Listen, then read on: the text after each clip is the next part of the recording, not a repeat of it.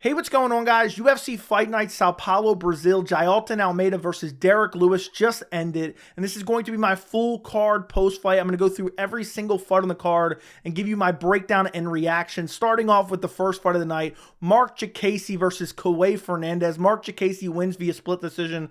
I scored it for Marc Diakiese, winning rounds 1 and 3, and basically Diakiese won with his grappling. Round 1 was close, and then Diakiese had a takedown, some control time, I think the last 2 minutes of the first round. The second round, Diakiese had some control time, but Fernandes did some good work on the feet with kicks to the legs and kicks to the body. I had Fernandes winning the second round. Then the third round was a very clear round. Marc Diakiese dropped him at one point. Wasn't hurt super badly, and then Diakiese got a takedown, controlled him early. I think it was like a minute, maybe a minute and 20 seconds into the third round where he took him down and controlled him for the rest of the fight. Fernandes actually got up like the last 5 seconds, and Marc Diakiese didn't do a whole lot of damage, but it was a clear shutout round in the third round. So I had it 29-28 for Marc Diakiese. Basically won it with his grappling. Fernandes had some high points with some kicks, but his cardio wasn't that good, and his ability to get up wasn't that great. Moving up on the card, we have Eduarda Moura versus Montserrat Ruiz. Eduarda Moura wins via second round TKO, full mount ground and pound. And Ruiz should have never took that fight, especially once Moura missed weight. This was a mismatch to begin with. Then you have Moura missing weight, and just stylistic matchup. Ruiz likes to strike. Moura likes to take you down and hold you down and beat you up. Moura ran through her, took her down early in the first round, beat her up, destroyed her in the first round. It was a clear 10-8. Second round, took her down again, gets the full mount immediately, just starts wrecking her badly with brutal ground and pound shots. Referee steps in. Ruiz, honestly, should have never taken this fight. Her takedown defense is horrible. She has no ability to get up. And, you know, she just had no defense on the ground. She was getting mounted with ease. I thought she was going to get finished in the first round, which was my prediction. Unfortunately, for me, she survives to the second round. Moura gets it done, full mount, ground and pound. Impressive win, but it's kind of overshadowed by the fact that she missed weight by, I believe, 3 pounds. Moving up on the card, we have Angela Hill versus Denise Gomes. Angela Hill gets it done via decision, winning rounds 2 and 3. Round 1, Angela Hill looked good early, was landing some good knees in the clinch. Gomes, though, started to come on strong, landing some good shots, had a takedown at one point, looking for an arm bar. Angela Hill scrambled out like the last maybe 15 seconds, ended up on top in the first round. But I had Denise Gomes winning the first round, second and third round. Gomes was just sloppily moving forward, throwing wild winging shots, getting taken down, giving up her back, spinning at points where she's exhausted and giving up her back that way, and just couldn't disengage from Angela Hill. The second round was mildly competitive, but Angela Hill still clearly won. And then the third round, Angela Hill basically out-grappled her for the majority of the third round, and Gomes really had nothing. Couldn't get up, couldn't get out of the clinch, was getting knee to the body, couldn't get off with her striking. She would rush forward, throw sloppy striking, get taken down. Angela Hill was out-scrambling her, and Angela Hill just had the better cardio and the better grappling in this fight. Denise Gomes was bigger, was stronger, had more power. And honestly, there was times in this fight where I thought Gomes, and even in the second round, early second round, it was like Hill was landing but was having no effect. And then when Gomes was hitting Hill, it seemed like it was really having an effect. And I thought, okay, Gomes might outstrike her and win at least rounds 1 and 2, and then maybe gas out and lose the third. But she loses rounds 2 and 3, gets out-grappled, outstruck really in the second round as well. Had a good first round, but couldn't capitalize on it. Was getting kind of bodied in the clinch with knees, and Angela Hill gets it done. Climbs. Her new record is 16 and 13, so give Angela Hill a round of applause. Moving up on the card, we have Vitor Petrino versus Modestas Bukauskas. Brutal second round KO for Vitor Petrino. Modestas Bukauskas was looking good in the first round, landing some good kicks, moving well. Vitor Petrino was landing some shots in the first round as well and got a takedown. I think Bukauskas scrambled back to his feet and then got taken down, slammed badly right after he got back up. Petrino landed some ground and pound, and I thought Bukauskas won a little bit more on the feet. But I thought it was close enough where with the takedown, with the control time, with the ground and pound, I had Vitor Petrino edging out the first round. Then the second round lands a nasty check left hook and just brutally KOs Modestas Bukauskas. Vitor Petrino, undefeated now, 10-0. Solid win over Modestas Bukauskas. I think Bukauskas is a little bit underrated. People think of him as like a bum, but he's actually a good fighter. Has good footwork. I thought there was a chance this could be a close fight. I picked Petrino by second round TKO, but I thought, okay, this could be a fight where Bukauskas unexpectedly wins, but Petrino went out there, brutally KO'd him with the left hand. It was a nasty finish. I mean, he just fell flat. And there was a couple of nasty KOs on this card, but Petrino gets it done, is now undefeated. Hopefully we get a nice step up in competition for him in his next fight. Moving up on the card, we have Elizeu Zaleski dos Santos versus Renat Fakhretdinov. It ends in a majority draw. Now, what's crazy, because I don't believe Bruce Buffer actually announced this, The one judge that had it 29-28 had it for Dos Santos, which is completely delusional in my opinion. I have no problem with this draw, but I think Rinat probably should have won this fight. The first round, Rinat hurt him badly. I think it was a couple left hands and an uppercut. Controlled him on the ground, beat him up on the ground a little bit. And then Dos Santos got up back to his feet, maybe the last minute and a half, 2 minutes. And Rinat was just walking him down, landing good shots. You had Dos Santos landing some good body kicks in that first round. That was kind of, the tail for the third round and almost the finish in the third round. But I thought the first round arguably could have been a 10-8. I kind of said, okay, it's probably a 10-9, but I thought you could give it a 10-8. Then you have the second round. You have a back and forth. Renat's getting sloppier. He's slowing down a bit. But I thought Rinat was landing the better shots. I thought he took round 2. So you have round 1, borderline 10-8. You have round 2. I thought Rinat was landing the better shots. You had some good jabs from Santos. You had some good body shots as well from Dos Santos. But you had Rinat landing on the feet, marching forward, throwing wild winging shots. Got a takedown, a little bit of control time as well. Then the third round, Dos Santos really starts to pick up the pace, landing teep kicks. I was talking about it on stream before Rinat got hurt. He was landing nasty teep kicks, hard teep kicks to the body. And it was just nonstop. Eventually hurts Rinat with a teep kick. Right to the liver, snuck right under the guard. Hurts Rinat badly. Rinat goes to the ground. Dos Santos tries to finish him. Some people were saying, oh, it should have been stopped. I don't think it should have been stopped. I think it was great reffing, actually. But you could tell Rinat was kind of shut off there. He couldn't really move. He wasn't really reacting. But he wasn't taking a whole lot of damage. He was covering up okay. And then you had Dos Santos look for a rear naked that looked like it was really close, and Rinat just didn't do anything about it. He didn't even fight the hands or anything. He just knew he had his chin tucked, avoided it, and Dos Santos wins the third round. And I think the third round could be a 10-8. But the problem I have with this decision is, first off, 29-28 for Dos Santos is crazy. It's either Rinat's fight or it's a draw. I have no problem with the draw, but I think if you make round 3 a 10-8, I think round 1's probably a 10-8 as well. Rinat just happened to hurt Dos Santos early in the first round, where Dos Santos hurt Rinat late in the third round. So I think that's probably what edged the fight, but I'm happy with a draw. I think there's a lot of people saying Rinat got exposed. Elizeu Zaleski Dos Santos is an absolute killer. Look what he did to Benoit Saint Denis, and I know that's up a weight class, but he's a killer. He's a really good fighter. Rinat definitely has some holes, and they showed in this fight. This was a good step up for Rinat. He gets a little bit crazy. He's a little bit overconfident. The way he wades in and throws big overhand rights. I'm surprised he didn't get countered and chinned. Against a better fighter than Dos Santos, he's going to get chinned by someone. But his grappling looked really good. His striking looked improved. It's still a little bit sloppy, and it got sloppy over the fight. And I think people are going to be criticizing his cardio. I don't think his cardio is that bad. To put out that type of volume and pressure was crazy. He thought Dos Santos was going to fold, but Dos Santos showed up for an absolute war. Overall, again, I think if you give 10-8 in that third round, I think you have to give 10-8 in the first round, but I have no problem with the draw. It was a very close fight. It's one of those fights where you're like, you know what Dos Santos did in the third round, imagine if that was a 5-round fight. I know it's not, but overall, I'm not unhappy with the draw, but I thought Rinat probably should have gotten the nod. But again, it's not a horrible decision, so good decision by the judges. I'll say that. It's a good fight to give a draw. You left that fight and you're like, oh, I don't really know who's better, especially considering the way that third round went, even though Rinat was clearly better in the first and second round. Would love to see it ran back. Would love to see the rematch. I thought it was a great fight. Moving up on the card, we have Elves Brener versus Kaynan Kruschewsky, I think is how you pronounce his last name.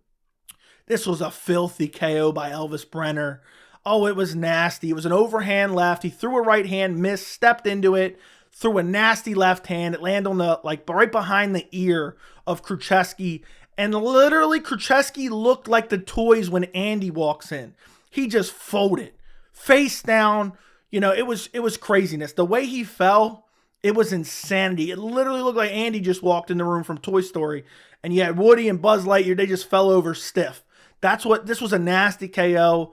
But it sucks because Kruschewsky came in on short notice. So there's not really much, you can say, okay, well, he came in on short notice. Brener still, he was winning the fight up until that point, but Kruschewsky looked game in this fight. He looked very game, was landing some good shots of his own. There were some good exchanges, but it was just a nasty shot, caught him right behind the ear and just put him to sleep. It was a nasty KO by Elves Brener. Moving up on the card, we have Caio Borralho versus Abus Magomedov.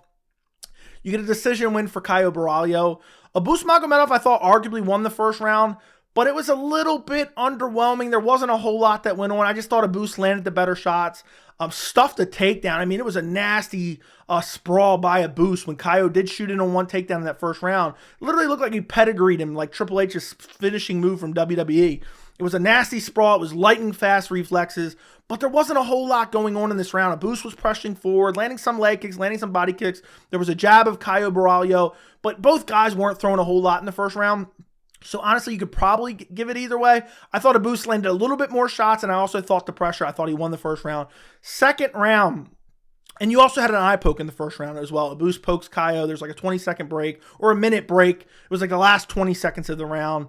So Abus got a little bit of a breather there. Second round, Caio starts throwing a little bit more, landing some good shots, starts being a little bit more active, starts kicking the leg as well, landing some good body shots, landing the jab. It wasn't a blowout round by any means, but I thought Caio Borralho clearly won the second round. And then the third round, you had a round where Caio clearly started to pick up the pace. He saw Abus was fading, started to press forward. At one point, he landed an elbow and then a flying knee, and it looked like Abus won it out of there. It looked like he looked up at the clock. He started to fold a little bit, went down. Caio Borralho was controlling him a bit, but not doing a whole lot of damage. Had a body triangle. I thought he was going to find the finish. He didn't find the finish. Started looking for a rear naked choke, but really didn't do a whole lot of damage once they got in a cemented position on the ground. But I had Caio Borralho winning 29-28. I thought it was a clean win. I know a lot of people are going to criticize Abus Magomedov, and I'm the first to criticize horrible cardio. He took this on short notice. So even though we can criticize him for the last fight because he had one round of cardio, we can't really criticize him for this fight because he did take this on short notice. We were originally supposed to see Nora Sultan, Ruzaboyev, and his coach. Hopefully we're going to get to see a celebration between them. But that's the original fight. Abus stepped in on like 3 weeks' notice. So it's hard to say if Abus, I mean, it's not hard to say that he has terrible cardio because we saw it in the last fight. But I'll give him a little bit of a pass. If it's bad cardio in the next fight, cut him from the organization. Moving up on the card to the featured fight on the card. Rodrigo Nascimento versus Don'Tale Mayes. This was a horrible fight, to be honest. This was a shit fight. First round wasn't bad. You had Nascimento rushing forward, throwing big shots, landing some good shots, kind of hurt him. Mayes is fighting like a bum version of a heavyweight TJ Dillashaw. Hands down low, looking to counter. And it was horrible. It was horrible. I think you had Nascimento get a takedown, but Mayes scrambled right back to his feet. Mayes was clearly stronger in the clinch, and for some reason he kept disengaging. Second round, more of the same. It was horrible. A lot of clinching. Mayes was just, exiting out of the clinch, even though he was clearly the stronger fighter. At least that's what it appeared when I was watching it. It was a close second round. I thought Nascimento took the second round. Then the third round was just the worst round ever. I mean, it was hard to watch that third. Both were gassed. I mean, both were really tired in the second round. Third round was awful. I thought Mayes won the third round. So I thought it was a 29-28 win for Rodrigo Nascimento. Garbage heavyweight fight. Absolutely atrocious fight. I mean, it was horrible. It was absolutely horrible. Don'Tale Mayes, why is he in the UFC? Rodrigo Nascimento, why is he in the UFC? Looked like the hunchback of Notre Dame, honestly, in this fight. And, he looked good early and he kind of had a lot of, volume, but I think that's probably what gassed him out. These guys have no cardio. Heavyweight's the worst men's division in the UFC. Why is this the featured fight on the card over Rinat Fakhretdinov versus Elizeu Zaleski dos Santos or Abus Magomedov Caio Borralho? Why is this the featured fight? Who's making these bout orders? Disgusting. Moving up on the card to the highlight of the card, we have Gabriel Bonfim versus Nicolas Dalby. Nicolas Dalby won via second round TKO. Who would have ever predicted that? Who would have ever saw that coming in a million years? Nicolas Dalby's never been finished. I picked him to get finished in this fight, and it looked like he was going to get finished. He was pressuring early and often, walking through Bonfim's shots, but Bonfim was really countering with big shots. Took him down early or midway through the first round, I believe, was dominating him on the ground, smashing him with ground and pound, looking to set up submissions, knee on belly, controlling him, landing ground and pound. And I really thought, okay, Bonfim's definitely going to finish him. Doesn't finish him in the first round. Second round, Bonfim gets an early takedown, starts looking to set up a Von Flue choke. Dalby gets out of it, gets back up, and then just decides, you know what? I'm just going to rush forward and I don't give a fuck. Nicolas Dalby just started sprinting forward and just ripping shots, ripping to the body, ripping upstairs. He's eating shots himself.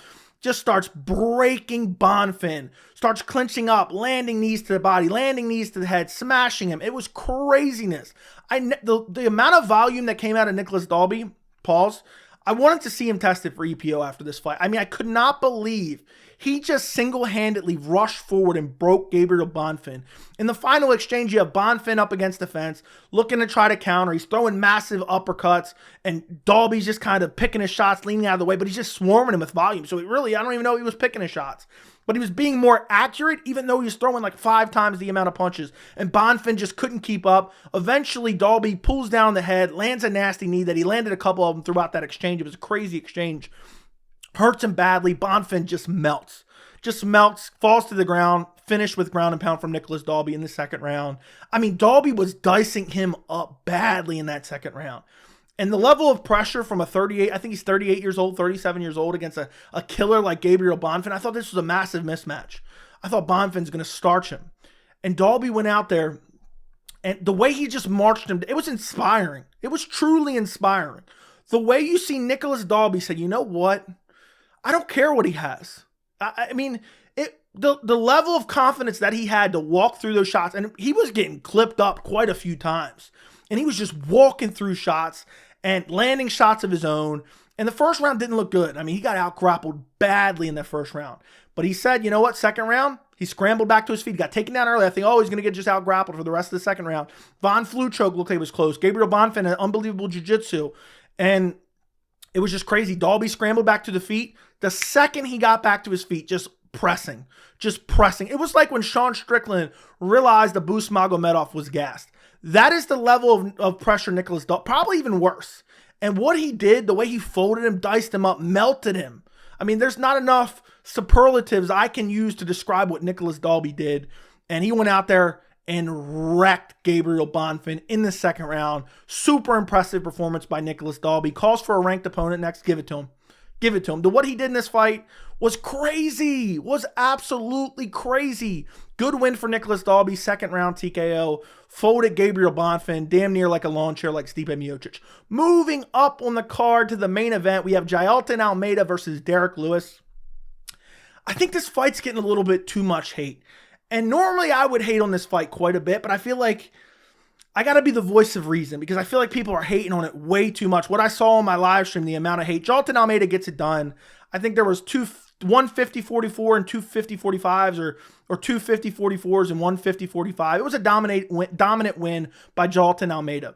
Derrick Lewis had some moments. He had some moments to land big shots in this fight, and he landed a couple big shots. First round, he got taken down with ease early, ate a couple shots early, then boom, takedown, had a single leg to a double, got mount with ease, looking for the arm triangle.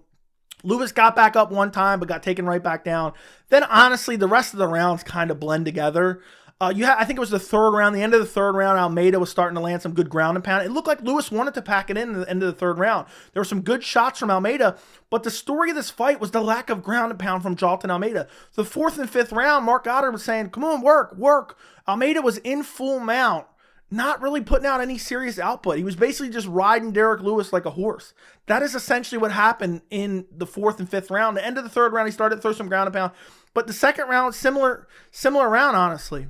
Wasn't throwing a whole lot of ground and pound. There was multiple times throughout this fight where Derrick Lewis scrambled up. There was even one point in time, I can't remember, I think it was the third round as well, where Almeida was on Derrick Lewis's back, but Derrick Lewis kind of scrambled. Almeida went over to the top. Derrick Lewis landed some good ground and pound on the top, but you could just see Jailton Almeida's jiu-jitsu was far superior. Scrambles, sweeps, ends up on top of Derrick Lewis.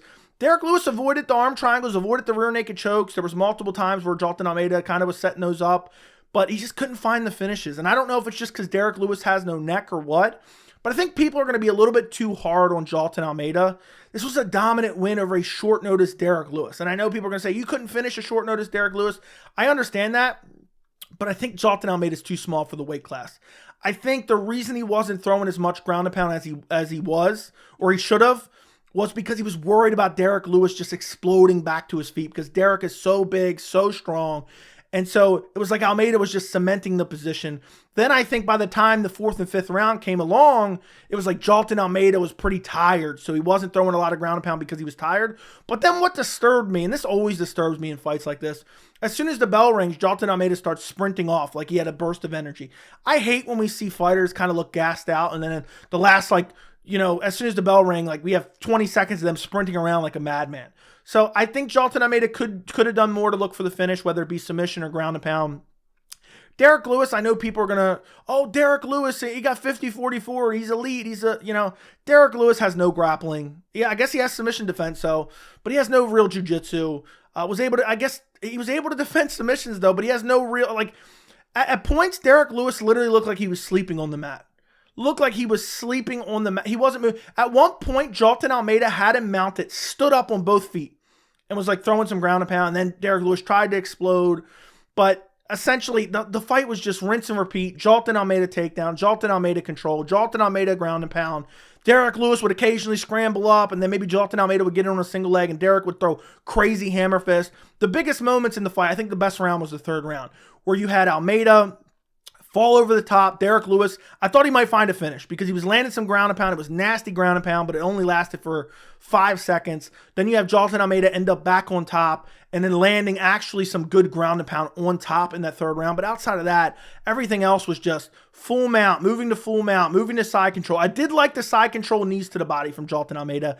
I just think Derrick Lewis was too big, too strong.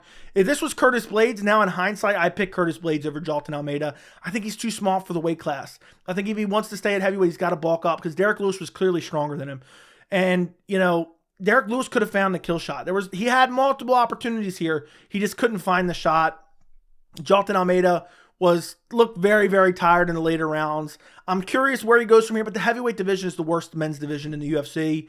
But it's crazy. Jailton Almeida had 21 minutes and 10 seconds of control time. That is more than the entirety of 4 rounds. That is outright insanity. Derrick Lewis had his moments, but he just wasn't able to connect with that one kill shot, and Jailton Almeida's jiu-jitsu was just way too good. But I wonder, how is that going to fly against, better heavyweights like Tom Aspinall or Sergey Pavlovich? I still think those are very interesting matchups, but if he just doesn't have, if he doesn't have the ability to ground and pound because he's worried about guys exploding back to their feet, how is it going to work against guys like Sergey Pavlovich or Tom? I'm very interested to see how those matchups, but it just seemed like Almeida wasn't. The sense of urgency from Jailton Almeida is what we really should be criticizing, because it felt like the entirety of the fight, there was no sense of urgency. It's like once he couldn't get those couple arm triangles in the first and second round, it was like he gave up on a finish for the rest of the fight. But yeah, that's pretty much it. That recaps UFC Sao Paulo, Brazil. Let me know what you guys think down in the comments. Don't forget to like the video. Don't forget to subscribe to the channel. And thank you so much for watching.